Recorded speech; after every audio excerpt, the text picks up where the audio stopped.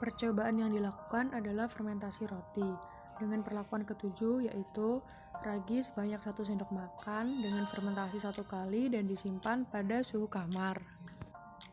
Bahan-bahan yang digunakan pada praktikum ini adalah 2 buah telur,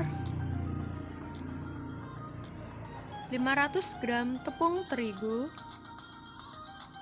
125 gram gula pasir, 2 gram garam, 80 gram margarin, 1 sendok makan ragi roti, 50 ml air di suhu 40 derajat Celcius, dan 125 ml susu cair. Proses pembuatan fermentasi adonan roti adalah sebagai berikut. Yang pertama, ragi roti dicampurkan ke dalam air mineral dengan suhu 40 derajat Celcius.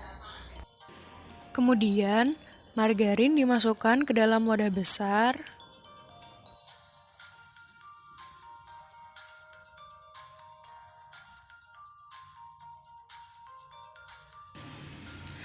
Lalu ditambahkan 2 butir telur.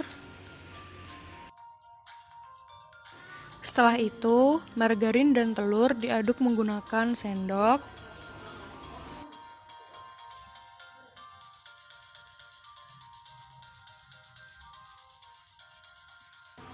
Setelah jadi seperti ini, adonan diaduk menggunakan mixer agar lebih cepat merata. Setelah rata, adonan akan berbentuk seperti ini. Kemudian ditambahkan gula dan garam. Lalu diaduk lagi menggunakan mixer hingga adonan menjadi rata.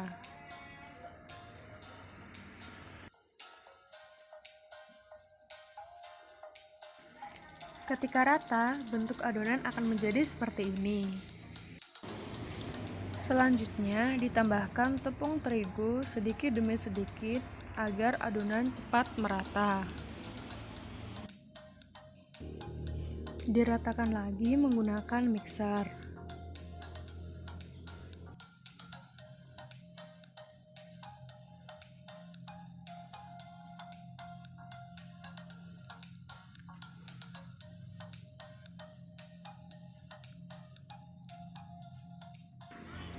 Sambil diratakan menggunakan mixer, tetap ditambahkan tepung terigu sedikit demi sedikit hingga tepung terigu habis.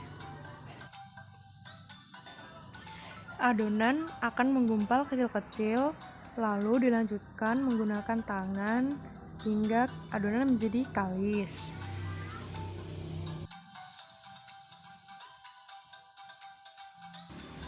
Kemudian ditambahkan susu cair dan juga ditambahkan ragi roti yang sudah direndam, lalu diaduk hingga adonan menjadi rata.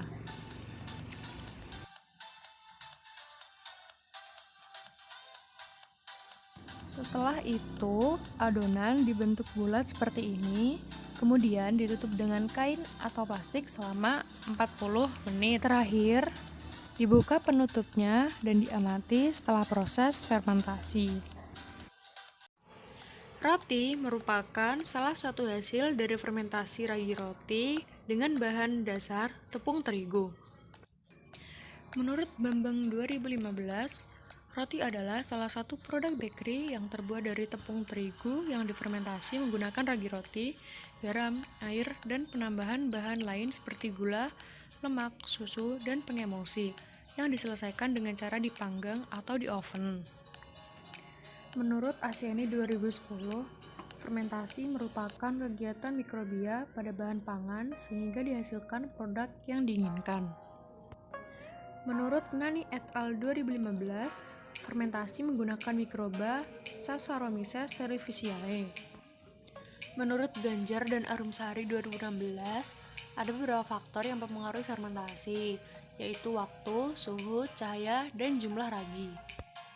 Pada percobaan kali ini, ada beberapa aspek yang diamati, yaitu warna, aroma, volume, dan jumlah gelembung. Yang pertama, warna. Warna pada adonan disebabkan karena bahan-bahan yang digunakan, putih karena tepung terigu, dan kuning karena margarin. Menurut Nur 2019, warna produk pangan dipengaruhi oleh bahan yang digunakan dan perlakuan yang dilakukan. Yang kedua, aroma. Aroma yang dihasilkan pada proses fermentasi dipengaruhi oleh ragi.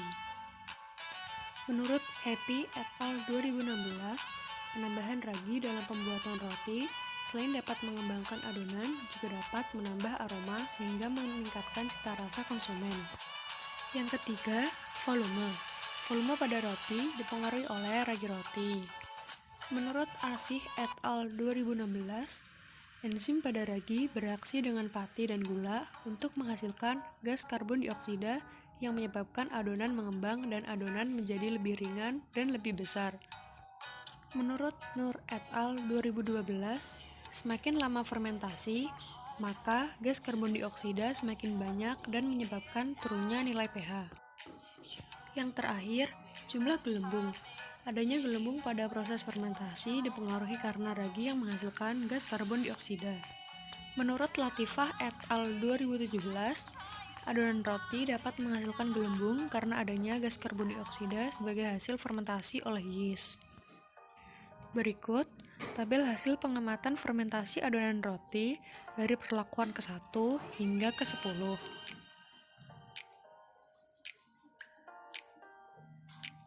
Dari hasil tersebut, dapat disimpulkan bahwa perlakuan terbaik adalah perlakuan 10 dengan penggunaan ragi paling banyak dan fermentasi paling lama pada suhu ruang, menghasilkan pengembangan volume paling tinggi dan aroma lebih harum.